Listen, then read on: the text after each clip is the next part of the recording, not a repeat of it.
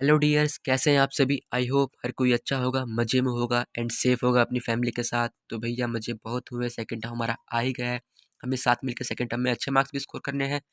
तो study mode अपना on कर लीजिए आप सभी, बिकॉज साहू क्लासेस 11वीं क्लास के लिए लेके आए इंग्लिश की धमाकेदार वीडियो ऑफ सेशन 2021-22, जो कि हमारा लेटेस्ट सेशन है।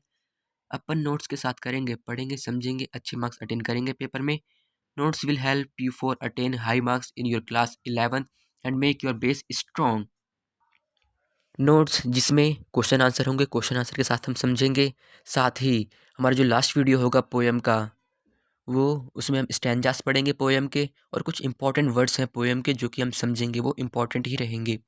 एक इंपॉर्टेंट सूचना आप सभी के लिए, हम सिलेबस के अकॉर्डिंग ही करेंगे। तो सिलेबस के अकॉर्डिंग हमारा पहला टॉपिक है the voice of the rain, hornbill book से है, सेकेंड टर्म का। तो चलिए देखते हैं। हॉर्नबिल बुक का नाम आ गया, poem the voice of the rain. बढ़िया। राइटर आ गया हमारे Walt Whitman with free notes, session 21-22 जो कि लेटेस्ट है। एंड अब हम यहाँ से स्टार्ट करेंगे क्वेश्चन आंसर, अपने क्वेश्चन आंसर समझेंगे जो कि हेल्पफुल रहेंगे आपके लिए। एंड नेक्स्ट वीडियो हमारी पोएम की स्टैंजा की होगी, वही समझेंगे इंपॉर्टेंट वर्ड्स। हाँ, ये श्योरिटी नहीं देता मैं जिको, जो मैं क्वेश्चन करवा रहा हूँ आपको वो क्वेश्चन पेपर में आएंगे, पर ये श्योरिटी 110% श्योर हूँ मैं कि जो क्वेश्चन हम करेंगे उससे क्वेश्चन मिलते जुलते ही आएंगे आपके पेपर में। आपको पेपर में वैसे मिलते जुलते क्वेश्चन दिखेंगे, फिर आप कहोगे कि हाँ, क्या कहा था मैंने आपको। तो चलिए देखते हैं पहला क्वेश्चन। पहला क्वेश्चन आ गया है, which two voice does the poem the voice of the rain have. जो पोएम है हमारी the voice of the rain, उसमें दो आवाज़ कौन सी हैं। आंसर है हमारा the first voice which in the poem has, जो पहली आवाज़ है पोएम में वो है हमारे वॉल्ट विटमैन साहब की, is the voice of the poet. Is the second voice in the is that of the rain. Second आवाज़ हमारी, दूसरी आवाज़ है हमारी पोएम की, पर्सोनिफाइड। यहाँ इंपॉर्टेंट रोल प्ले करेगा नेक्स्ट वीडियो जो बनेगी हमारी समरी वाली, उसमें मीनिंग बताऊंगा पर्सोनिफाइड की, बिल्कुल अच्छे से डिटेल से एक्सप्लेन करके। बस आप अभी इतना समझिए फ़िलहाल के लिए कि एक नॉन लिविंग थिंग का हम कंपेरिजन करते हैं लिविंग थिंग के साथ, मीन्स नॉन लिविंग बींग को कंपेयर करते हैं लिविंग बींग के साथ। It says that is the poem of the earth, और रेन कहती है कि मैं अर्थ की पोएम हूँ। While it's originate from the earth, और ये हमारे अर्थ से ओरिजिनेट होती है, हमारे अर्थ से उत्पत्ति होती है इसकी। And goes back to the earth, और दोबारा से हमारे अर्थ में ही विलीन हो जाती है, मिल जाती है, चली जाती है अपने आप ही। एंड प्रोवाइड लाइफ, और लाइफ देती है, प्योरिटी, शुद्धता देती है, ब्यूटी टू इट, और सुंदर्य बनाती है, सुंदरता लाती है हमारे अर्थ में। अब लाइफ, यहाँ पर लाइफ जो सीड्स होती हैं, गर्मी में भी काफ़ी सीड्स होते हैं हमारे अर्थ में, हर टाइम होते हैं, पर जब पानी मिलेगा तभी तो उगेंगे, और पानी के आने से उनमें लाइफ आएगी। तो इसीलिए यहाँ पर दे रखा है प्रोवाइड लाइफ। चलते क्वेश्चन नंबर 2 की तरफ।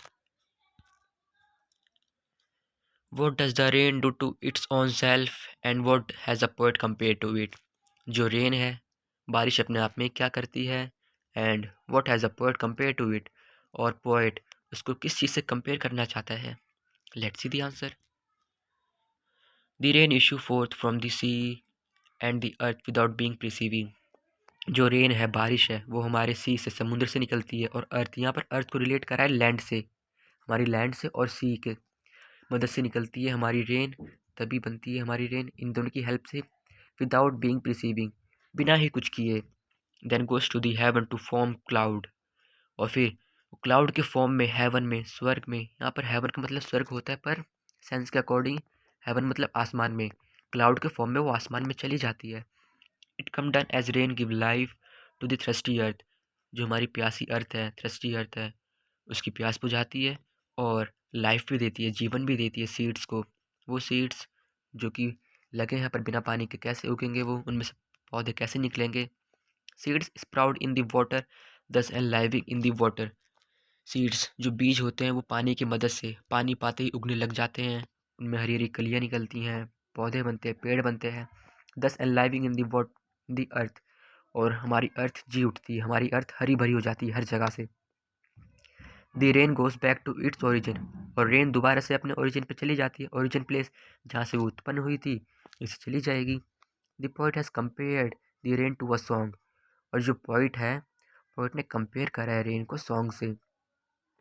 अब चलिए जो ये पहली लाइन है हमारी, the rain issues forth from the seas and the earth without being receiving. अब देखते हैं इसे वाटर साइकिल के हेल्प से।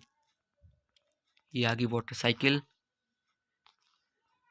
अब यहाँ देखते हैं, देखिए वाटर साइकिल का प्रोसेस, ये इवेपोरेशन हो रहा है सी की हेल्प से और लैंड की हेल्प से इवेपोरेशन होता है, गर्मियों के टाइम में इवेपोरेट होता है, फिर क्लाउड के फॉर्म में कंसिड्रेशन मीन्स क्लाउड की फॉर्म में ये बनते हैं, क्लाउड्स की फॉर्म में जाएंगे हेवन में, आसमान में, फिर उसके बाद से प्रेसिपिटेशन मीन्स जब इनका टाइम आ जाता है, ये जब ज़्यादा भारी हो जाते हैं तो ये रेन के रूप में नीचे आ जाते हैं, फिर दोबारा से हमारे अर्थ पे आ जाएंगे। फिर ओरिजिन, जिनकी ओरिजिन थी मीन्स सी से इनकी उत्पत्ति हुई, सी से ये उत्पन्न हुए, फिर दोबारा से सी में मिल जाएंगे।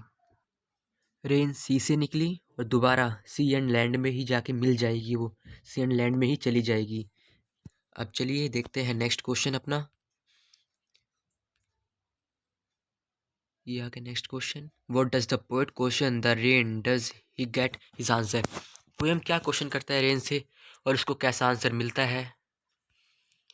आंसर है, the poet is carried away by the beautiful shower and दस आंसर द रेन।